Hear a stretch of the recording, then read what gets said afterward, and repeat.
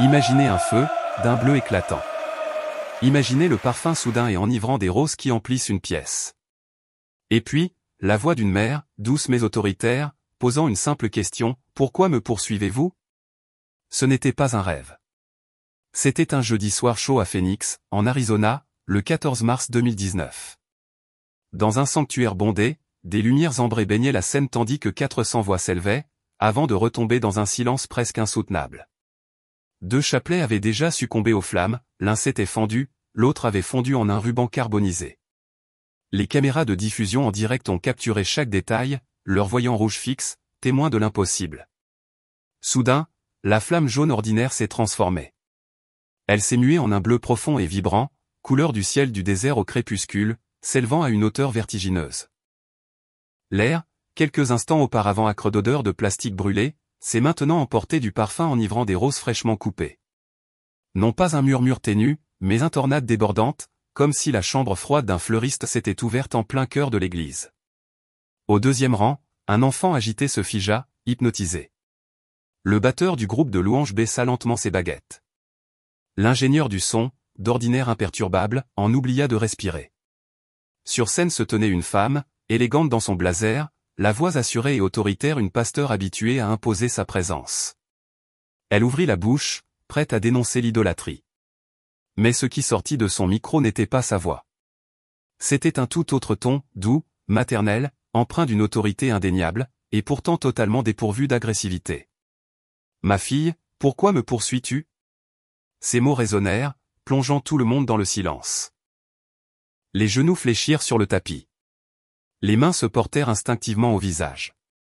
Derrière, un opérateur de caméra murmura « Vous avez entendu ?» mais il était déjà trop tard.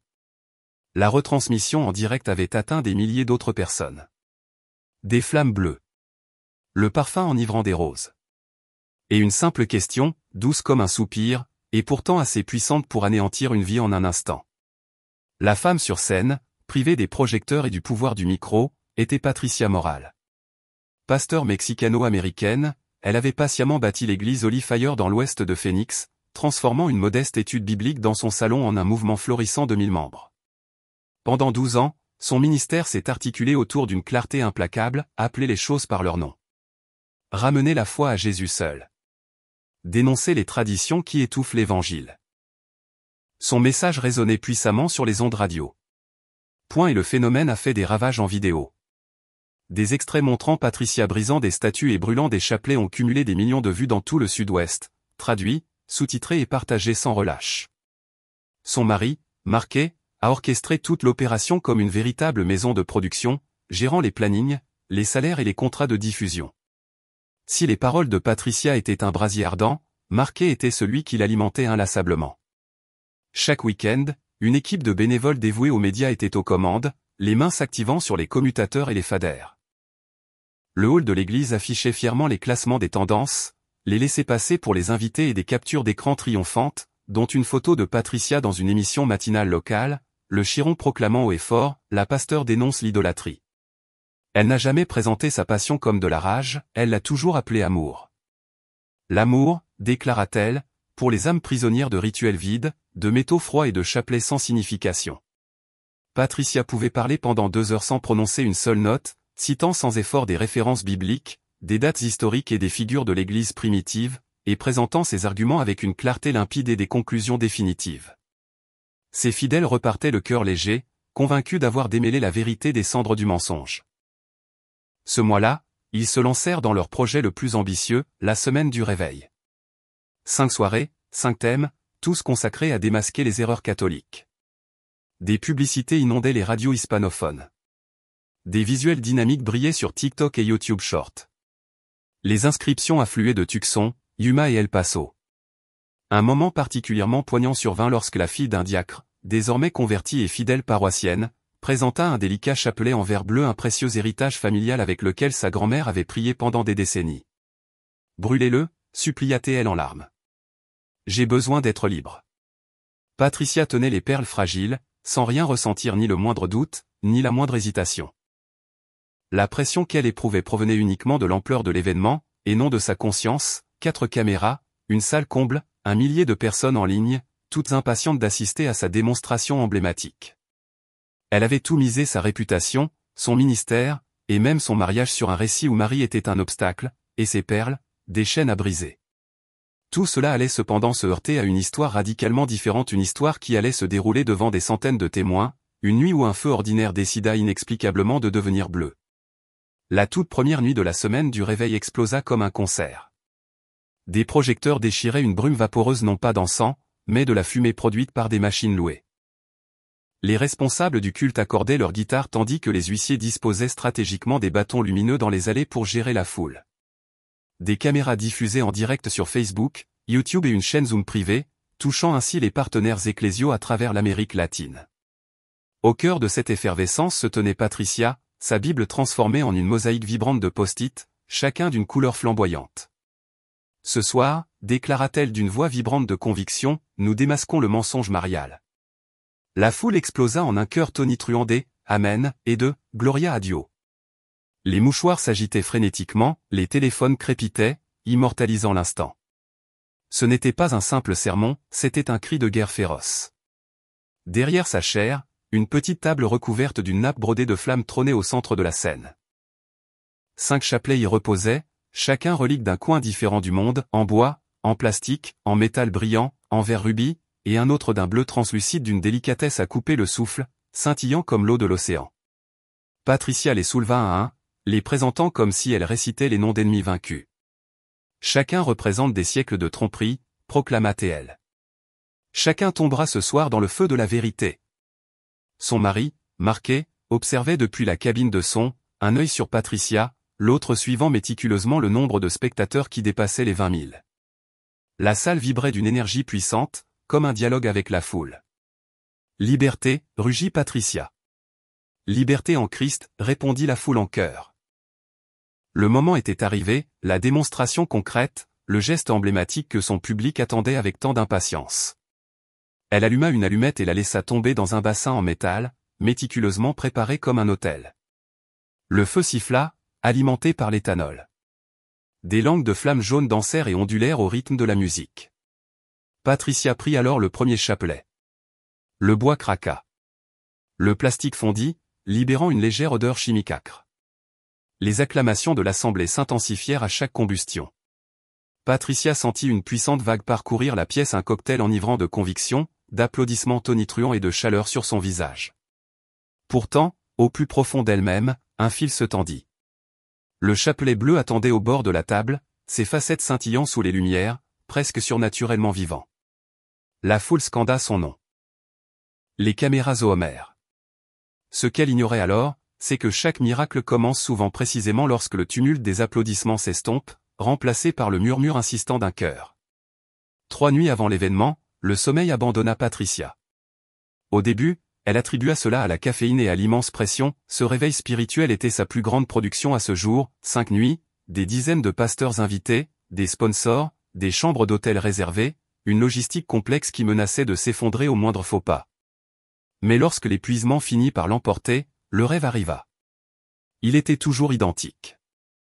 Une femme se tenait au bout d'un couloir interminable, baignée d'une lumière éthérée. Elle portait un manteau de la couleur du ciel du désert à l'aube, un bleu doux, lumineux, d'une vitalité éclatante. Son regard n'était pas sévère, il était empreint d'une profonde tristesse, comme si elle avait vu se briser quelque chose de précieux d'innombrables fois. Elle ne parlait jamais, se contentant de fixer Patricia non pas avec colère, mais avec une pitié déchirante. La première fois, Patricia se réveilla en tremblant violemment. La deuxième fois, elle se réveilla en sanglotant. La troisième fois, elle ne se réveilla pas du tout. Au lieu de cela, elle se sentit irrésistiblement attirée par ce regard triste, entendant faiblement, comme à travers les profondeurs de l'eau, « Pourquoi as-tu peur de l'amour » Elle se redressa brusquement, le cœur battant la chamade. L'horloge numérique affichait 3h33. Marquet remua à côté d'elle, encore ensommeillé. « Ça va » murmura-t-il. « Oui, juste un rêve. » Mais ce n'était pas qu'un rêve. Le subtil parfum de rose persistait. Au matin, elle avait frénétiquement réinterprété l'expérience dans son esprit. C'est une attaque spirituelle, se persuada-t-elle avec véhémence. L'ennemi essaie de saboter le réveil. Elle jeûna toute la journée, annula toutes les réunions et mobilisa ses intercesseurs pour ce qu'elle appelait la prière de combat. Ils imposèrent les mains, crièrent des versets bibliques, repoussèrent des visions, ligotèrent des esprits déployant tout l'arsenal du combat spirituel. Pourtant, tandis que les lumières du sanctuaire s'éteignaient et que la musique de louange s'amplifiait, Patricia sentait encore cette présence invisible, planant à la lisière même de sa conscience. Elle était silencieuse, persistante, comme un doux et insistant coup frappé de l'autre côté d'un mur invisible. Cette nuit-là, lorsqu'elle ferma enfin les yeux, la femme était plus proche. Cette fois, ses mains étaient gracieusement tendues, comme pour l'enlacer. Patricia fut enveloppée d'une paix si profonde, si immense, qu'elle la terrifia. Elle se réveilla avant l'aube, la question s'échappant de ses lèvres dans le silence, pourquoi la paix est-elle si menaçante? Et dehors, sous l'immensité étoilée du phénix, le doux parfum des roses flottait dans la brise sèche, une invitation silencieuse, attendant patiemment d'être comprise. Au 4e soir de la semaine de réveil, l'église Holy Fire vibrait d'une énergie presque palpable, comme l'électricité qui s'accumule avant l'orage. Les projecteurs dansaient sur les banderoles proclamant en lettres d'or scintillantes « Libération de l'idolâtrie ». Les huissiers guidaient habilement les familles vers chaque place disponible, même dans les escaliers. Le groupe de louanges conclut par un roulement de tambour qui fit vibrer le sol. Lorsque Patricia s'avança enfin, la foule explosa dans un rugissement digne d'un stade. C'était le moment tant attendu, le grand final, la combustion rituelle des chapelets. 5 chapelets reposaient dans une boîte en verre à côté de sa chaire. Elle souleva le couvercle, et la lueur ardente du feu dansa sur leur surface comme une multitude de minuscules miroirs. Le feu du Saint-Esprit, proclama-t-elle d'une voix tonitruante, exposera la fausse dévotion ce soir. Elle laissa tomber le premier chapelet dans le bassin. Le bois siffla, craqua et se dissout en cendres. Le deuxième, en plastique, libéra une fumée âcre qui fit tousser, mais l'assistance continua de s'écrier « Gloire ». Le troisième, en métal, crépita comme un feu d'artifice. Le quatrième, en verre rubis, se brisa avec un bruit cristallin qui résonna dans l'immense salle. Chaque acte déclenchait des applaudissements plus forts, des chants plus fervents, « Liberté ! Liberté !» Le chat du direct explosa d'émojis de flammes et de « Alléluia !» Puis, Patricia prit le dernier, le chapelet en verre bleu. Il était d'une beauté à couper le souffle, d'une beauté troublante, une nuance de bleu qu'on ne trouvait nulle part ailleurs, ni dans le ciel ni dans la mer, mais d'une profondeur insoupçonnée. Un bref instant, sa main se figea. Sa poitrine se serra. Elle entendit le rythme insistant de son propre cœur, amplifié par le microphone. Un instant, elle crut l'apercevoir, le reflet serein et familier d'un visage de femme dans la perle de verre. Elle cligna des yeux, chassa l'illusion et leva le chapelet bien haut. « Ceci, cria-t-elle, la voix tremblante. C'est la dernière chaîne du mensonge. » La foule lui répondit en rugissant, « Brisez-la. » Lentement, elle abaissa le chapelet vers les flammes dévorantes. La toute première perle effleura le feu, et aussitôt, le jaune disparut. La flamme se transforma, bleue, lumineuse, pure. Un silence absolu s'abattit sur le sanctuaire, si profond qu'il en était presque assourdissant. Le batteur s'arrêta net. Un souffle collectif perça le silence. Puis vint le parfum doux, indubitable, imprégnant chaque respiration, des roses. Les lèvres de Patricia s'entr'ouvrirent, mais la voix qui s'éleva n'était plus la sienne. « Enfant, pourquoi luttez-vous contre moi? J'aime mon fils, et je vous aime. » Chaque caméra capta la scène. Chaque cœur, croyant ou sceptique, sut que quelque chose de surhumain s'était manifesté dans cette pièce. Pendant un instant suspendu, personne ne bougea. Le sanctuaire, qui quelques instants auparavant avait tonné de cris et de musique, était maintenant complètement figé, chaque visage illuminé par l'étrange bleu vivant des flammes. Le système de sonorisation fredonnait, témoin silencieux. La retransmission en direct continuait, pourtant personne n'osait prononcer un mot. La main de Patricia tremblait violemment au-dessus du feu. Sa gorge brûlait, non pas à cause de la chaleur, mais d'une pression irrésistible qui l'envahissait. Une voix qui n'était pas la sienne, insistait pour se faire entendre.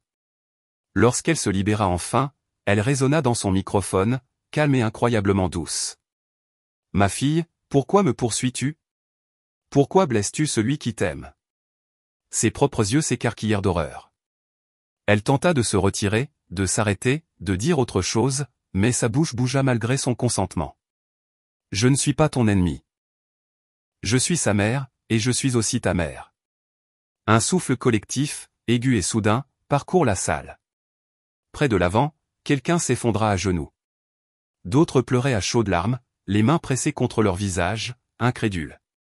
Le parfum de rose s'intensifia, embaumant chaque recoin du sanctuaire.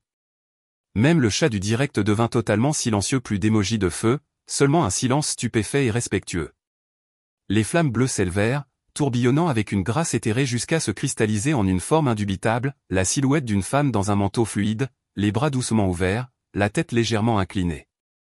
Elle resta là, radieuse et bleue, pendant ce qui sembla une éternité, bien que cela n'ait duré que moins de 30 secondes. Puis, la forme lumineuse se dissipa doucement, redevenant un feu ordinaire. Le parfum céleste persista. Patricia, bouleversée, tomba à genoux. « Mère, pardonne-moi », murmura-t-elle d'une voix rauque, sans se soucier le moins du monde que son micro soit encore allumé. La foule l'entendit. Le monde entier l'entendit.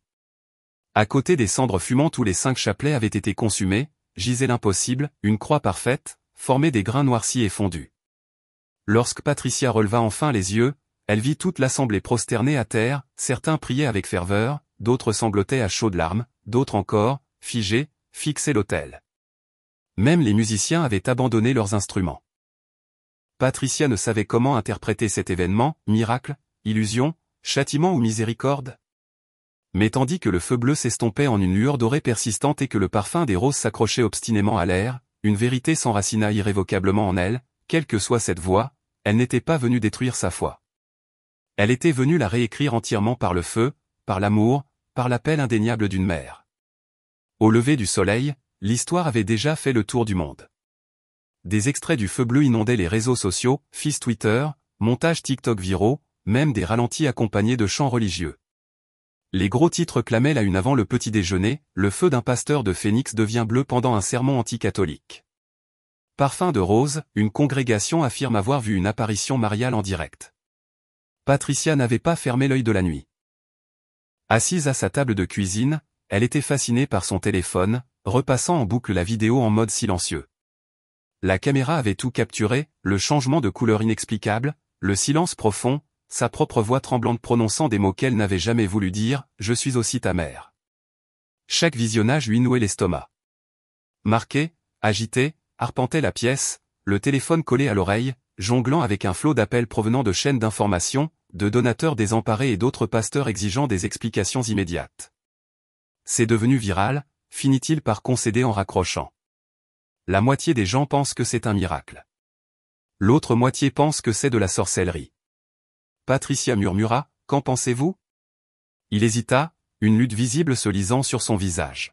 « Je pense qu'il faut limiter les dégâts. » Mais aucune mesure, aucune explication logique, ne pouvait rendre compte de l'odeur qui persistait sur ses mains. Ni lotion, ni savon ne pouvaient l'effacer. Des roses, discrètes mais indéniablement présentes. Elle joignit les paumes, ferma les yeux et, pour la première fois depuis des années, Patricia Moral, la pasteur, ne sut plus comment prier. Ce dimanche-là, elle se tenait de nouveau devant son assemblée. Les caméras tournaient, comme toujours, mais cette fois, Patricia détourna le regard de leurs objectifs implacables. Sa voix était plus douce, l'autorité tranchante avait disparu. « Frères et sœurs », commença-t-elle, un léger tremblement à peine perceptible. Quelque chose d'extraordinaire s'est produit ici hier soir. Je ne le comprends pas, mais je ne peux tout simplement pas le nier. Un murmure parcourut l'assemblée. Certains hochèrent la tête avec une curiosité prudente. D'autres croisèrent les bras, la suspicion se lisant sur leur visage. J'ai vu une lumière que je ne peux expliquer, poursuivit-elle.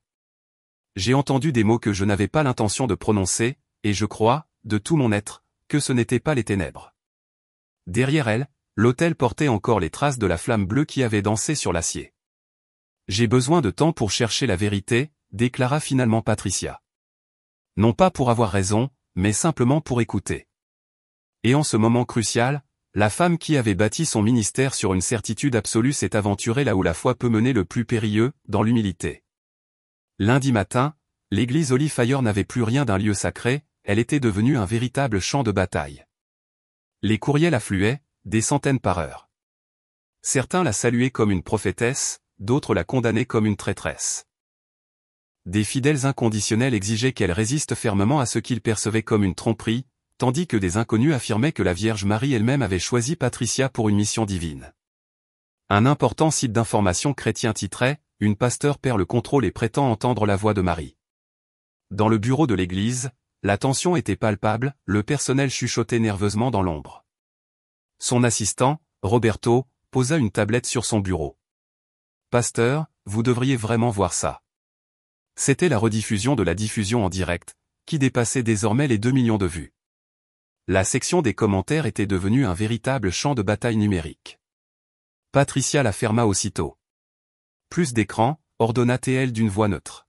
« S'il vous plaît. » Cet après-midi-là, le conseil de l'église la convoqua. 12 personnes étaient assises autour de la longue table, des anciens, des pasteurs adjoints, des comptables. Marquet était assis à côté d'elle, raide comme un piquet, silencieux, sa tension presque palpable. « Patricia », commença Ricardo, l'un de ses plus anciens collaborateurs, d'une voix ferme, « nous avons tous été témoins de ce qui s'est passé. Mais cette Église a toujours été sans équivoque, nous nous basons uniquement sur les Écritures. Quel que soit ce phénomène, il ne peut tout simplement pas venir de Dieu. Cela a mis les gens à genoux, répondit-elle doucement. Cela a apporté la paix, pas la peur. C'est précisément ainsi que fonctionne la tromperie, intervint sèchement Martha, la doyenne des anciens. Le diable se fait souvent passer pour un ange de lumière. Les disputes éclatèrent comme des étincelles. Une à une, les voix s'élevèrent, défendant avec ferveur, condamnant avec véhémence ou citant les Écritures avec emphase. Patricia les entendait à peine. Dans son esprit, le parfum persistant des roses planait encore, inextricablement lié aux mots qui avaient si profondément percé son cœur. « Pourquoi me poursuis-tu » Lorsque les échanges houleux s'apaisèrent enfin, le conseil rendit son verdict sans appel. « Vous avez 2 options, déclara Ricardo d'un ton inflexible. Rétractez-vous publiquement ou démissionnez de votre poste de pasteur principal. » Les mains de Patricia tremblaient. Elle jeta un coup d'œil à Marquet, mais il évita son regard. « Je ne peux pas mentir sur ce que j'ai vécu, » finit-elle par déclarer d'une voix calme mais résolue. Silence. Puis, le grincement sec des chaises tandis que les gens se levaient. La réunion était terminée. Cette nuit-là, complètement seule dans le sanctuaire obscur, Patricia s'agenouilla précisément à l'endroit où le feu bleu avait brûlé. Les caméras étaient éteintes, la foule était partie depuis longtemps. Elle murmura dans le silence résonnant, « Si c'était vous, dites-moi ce que je dois faire maintenant. » Et pour la première fois de tout son ministère, elle n'entendit aucune réponse définitive de la chair, seulement le doux et persistant écho de son propre cœur et, faiblement, le souvenir indéniable des roses dans l'air. La semaine qui suivit fut comme une traversée d'un paysage de cendres. Ses partenaires du ministère retirèrent rapidement leurs invitations. Les sponsors de la radio suspendirent brutalement leurs contrats. Une poignée de membres de l'Église du Feu Sacré restèrent farouchement fidèles, mais la plupart s'éloignèrent, confus, embarrassés ou tout simplement furieux. Celle qui autrefois captivait des milliers d'auditeurs se retrouva à prêcher dans le silence. Pourtant, dans ce silence, elle découvrit une nouvelle et profonde sainteté. Patricia se mit à lire, d'abord discrètement, en secret. Elle se rendit dans une librairie d'occasion poussiéreuse du centre-ville de Phoenix et prit un livre usé, Les apparitions mariales, témoins à travers les âges. Elle dit à la caissière que c'était pour ses « recherches ». En réalité, elle ne pouvait plus s'arrêter de tourner les pages. Guadeloupe, Lourdes, Fatima partout, le même motif résonnait, la paix, la conversion, un profond retour au Christ. Ne jamais adorer Marie, toujours par elle, vers lui. Elle griffonnait des notes frénétiques dans les marges, faisant référence à des versets qu'elle prêchait depuis des années. Toutes les générations me diront bienheureuse. Jadis, elle l'avait cité avec un sarcasme mordant, maintenant, ces mots résonnaient en elle avec une très surprenante tendresse. Pourtant, le doute persistant. Et si elle était trompée? Et si cette voix n'était qu'une ruse habile? Alors, elle prit une décision radicale, aller à la rencontre de ceux qu'elle avait si facilement jugés. Son premier pèlerinage fut à la basilique Sainte-Marie, au centre-ville de Phoenix, la plus ancienne église catholique d'Arizona. Elle arriva sans prévenir, se glissant discrètement sur un banc du fond, capuche relevée, une âme anonyme parmi tant d'autres en quête de lumière. La messe commença. Pas de tapage, pas de projecteur, pas de scène élaborée, seulement l'écriture, le silence et quelque chose de bien plus profond, une profonde révérence. Lorsque l'assemblée s'agenouilla, elle hésita, puis lentement fit de même. Au moment de la consécration, lorsque le prêtre leva l'hostie et prononça « Ceci est mon corps », un frisson la parcourut non pas de peur, mais une reconnaissance viscérale. Des larmes inattendues brouillèrent sa vue. Et puis elle sentit à nouveau cette odeur, des roses. Après la messe, une femme âgée s'approcha d'elle, son visage s'illuminant d'un sourire chaleureux. « C'est votre première visite ?» Patricia hocha la tête, incapable de parler. « Alors bienvenue chez vous », dit doucement la femme en lui glissant une petite médaille dans la paume. C'était la médaille miraculeuse, gravée d'une femme en robe flottante, les bras ouverts. Patricia la fit tourner entre ses doigts, puis murmura, presque trop effrayée pour le dire à voix haute, « Chez moi ». Et dans ce simple mot murmuré, quelque chose en elle se libéra, comme une porte restée verrouillée pendant des années s'ouvrant enfin sur une lumière insoutenable. Les jours suivants se transformèrent en un véritable pèlerinage personnel, jalonné de petites rencontres profondes, chacune bouleversant et réinventant avec douceur tout ce que Patricia croyait savoir de la foi. Sa visite suivante ne fut pas dans une autre église, mais à l'hôpital Saint-Joseph, où elle avait entendu parler d'une bénévole qui priait quotidiennement avec les patients en phase terminale. Il s'agissait d'Hélène Martinez, une veuve de 70 ans à la voix douce et au visage marqué par les rides du rire. Patricia la trouva au chevet d'un patient, ses doigts effleurant un chapelet poli par des années de dévotion. Hélène ne remarqua pas Patricia tout de suite, elle murmurait des prières pour un homme trop faible pour parler. Lorsqu'elles arrivèrent enfin dans le couloir, Patricia se hasarda à demander « Pourquoi venez-vous ici tous les jours ?» Hélène lui offrit un sourire serein. Parce que l'amour se manifeste même quand la guérison se fait attendre. Elle leva son chapelet. Ce n'est pas de la magie, ma chère. C'est le souvenir vivant de chaque instant où Jésus a vécu, souffert et est ressuscité. Marie m'aide simplement à le voir plus clairement. Patricia sentit quelque chose s'éveiller en elle, une profonde tendresse qu'elle ne s'était pas permise depuis des années. Quelques jours plus tard, elle rencontra le père Michael, un jeune prêtre qui dirigeait un groupe de soutien pour les toxicomanes dans le sud de Phoenix. Il avait sans doute entendu son histoire, tout le monde la connaissait. Pourtant, à son arrivée, il ne la jugea pas, ne chercha pas à comprendre ses motivations. Il lui offrit simplement un café. Le tout premier mot de Marie rapporté dans l'Écriture, songea-t-il, fut un oui. Non pas parce qu'elle comprenait pleinement, mais parce qu'elle avait confiance. Peut-être, vous aussi, êtes-vous appelé à faire de même. Dans son humble chapelle, Patricia fut témoin de quelque chose qu'elle n'avait jamais rencontré dans sa propre méga-église, un silence qui n'était pas vide, une paix totalement authentique. Et lorsque les anciens toxicomanes ont commencé à réciter le chapelet ensemble, leur voix, brisée par une sincérité à vif, ont fait pleurer Patricia, assise au dernier rang. Ce soir-là, elle rentra chez elle, racontant avec empressement à Marquet tout ce qu'elle avait vu.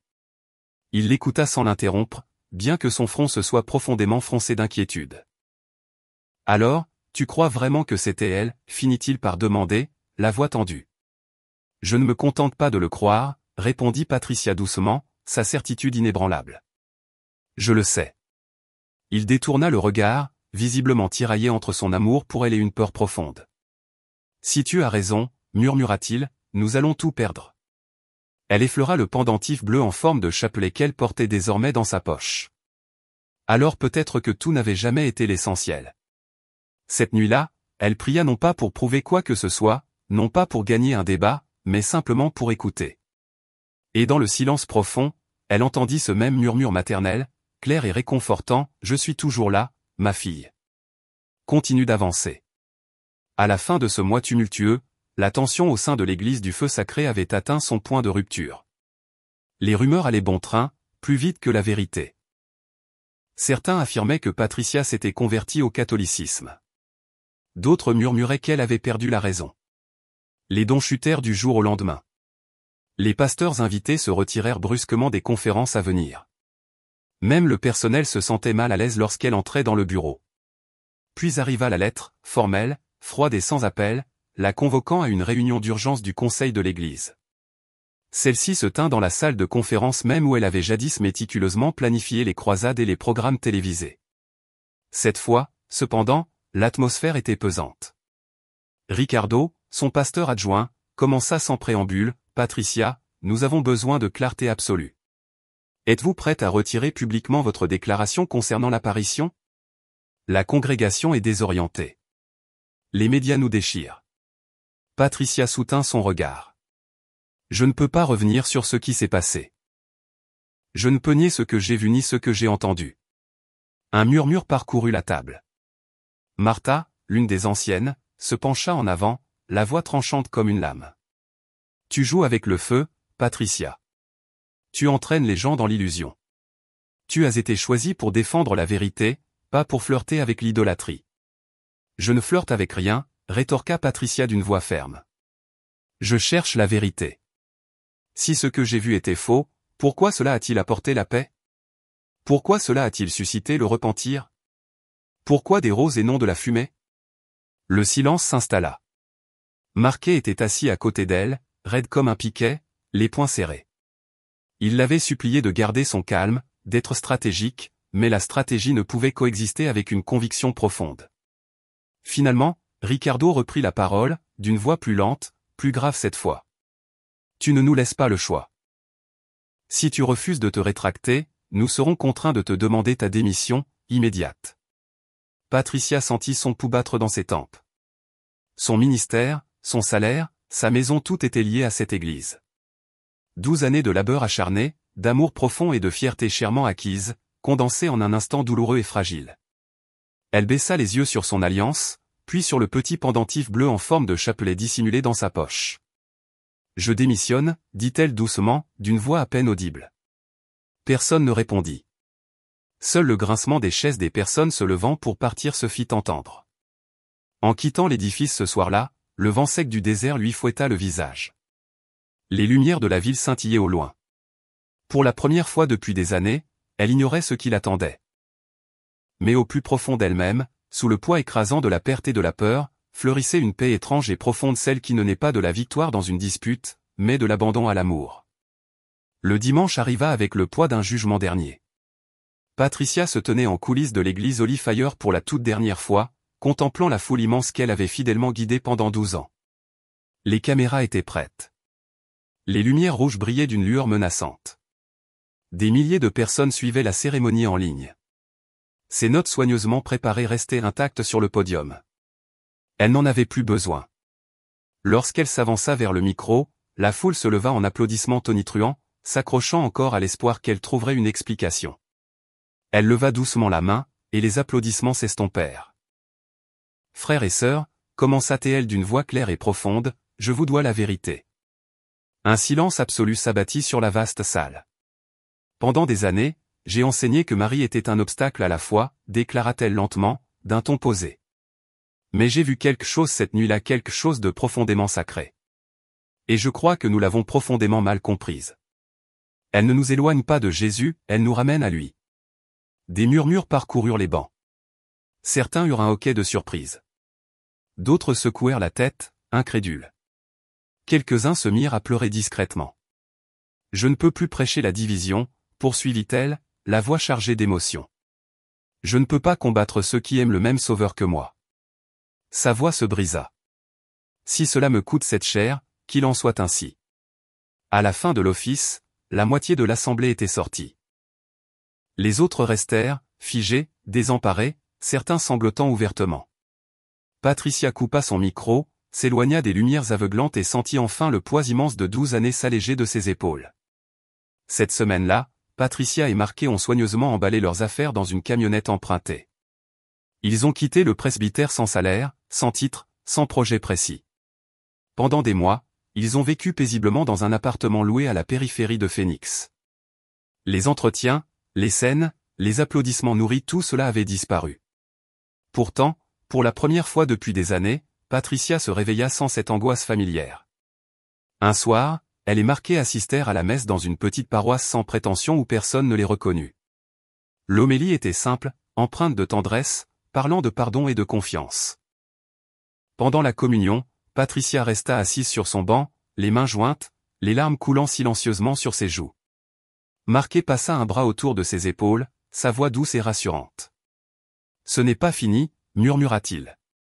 8 mois plus tard, sous les voûtes majestueuses de la basilique Notre-Dame de Guadalupe, Patricia et Marquet furent officiellement reçus dans l'église catholique. Elle choisit Marie-Madeleine comme nom de confirmation. Lui, Jean.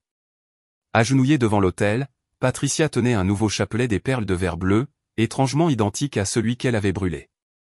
Lorsqu'elle murmura le premier « Je vous salue Marie », le parfum incomparable des roses emplit à nouveau ses poumons. Cette fois, ce n'était pas un avertissement. C'était le retour à la maison. 3 années s'écoulèrent. Celle que l'on connaissait autrefois pour ses chapelets brûlés passait désormais ses matinées à animer des groupes de prière dans une modeste salle paroissiale derrière la basilique Sainte-Marie. La pièce était simple et sereine, des murs blancs, des chaises en bois, un crucifix, toujours, un vase de roses fraîches sur la table. Patricia n'occupait plus les tribunes. Elle écoutait, guidait et priait avec ceux qui arrivaient, porteurs de la même confusion qu'elle avait connue. Son ministère avait trouvé une nouvelle identité, le pont de lumière. Chaque semaine, avec Marquet, elle accueillait chaleureusement les protestants curieux du catholicisme et les catholiques désireux d'approfondir leur compréhension. Ils ne débattaient jamais, ils partageaient simplement des histoires de profonde miséricorde, de guérisons miraculeuses, de la façon dont un amour indéniable avait transformé leur vie. Un après-midi, un visage familier apparut timidement à la porte. « Roberto » murmura-t-elle, la surprise dans la voix. Son ancien assistant entra, les yeux rougis. « J'ai essayé de lutter contre ça pendant des années », confia-t-il d'une voix rauque, « mais je ne peux nier ce que j'ai vu cette nuit-là, le feu bleu, ta voix, cette paix immense. » Il lui tendit une Bible usée. « Je veux connaître la suite. » Patricia sourit malgré ses larmes. « Alors, parcourons-la ensemble. » Ce soir-là, après le départ de tous, elle s'attarda seule dans la chapelle silencieuse. Le soleil couchant inondait les vitraux d'une lumière dorée, et des particules de poussière dansaient dans l'air comme de minuscules étincelles. Elle fouilla dans son sac et en sortit son chapelet, dont les grains de verre bleu captaient les derniers rayons du soleil. Elle pria lentement, chaque mot rythmé par un battement de cœur. « Je vous salue Marie, pleine de grâce. » À mi-chemin, le parfum revint des roses, doux, indéniable et profondément réconfortant. Elle leva les yeux vers la petite statue près de l'autel et, dans le silence profond de son cœur, elle l'entendit, « Ma fille, c'est ce que je voulais dire. Je ne suis pas venue pour diviser, mais pour unir tous mes enfants sous l'amour de mon Fils. » Patricia inclina la tête, complètement enveloppée d'une paix profonde. Aujourd'hui, son histoire incroyable résonne plus loin et plus profondément que jamais auparavant. Des pasteurs qui s'opposaient farouchement à elle lui écrivent désormais pour la comprendre. Des familles qu'elle avait involontairement blessées trouvent un réconfort profond dans son témoignage puissant. Et chaque soir, avant de quitter la chapelle silencieuse, elle murmure la même prière, « Merci, Mère, de ne jamais avoir abandonné. » Le chapelet qui brûlait jadis de jugement brille désormais de pardon. Sa lumière bleue éthérée lui rappelle sans cesse, avec éclat, que le feu même qui l'a condamné est finalement devenu celui qui l'a sauvé. Si le parcours extraordinaire de Patricia vous a touché, veuillez aimer cette vidéo et vous abonner à Touched by Grace pour découvrir d'autres histoires vraies de foi, de transformation et de miracles des temps modernes.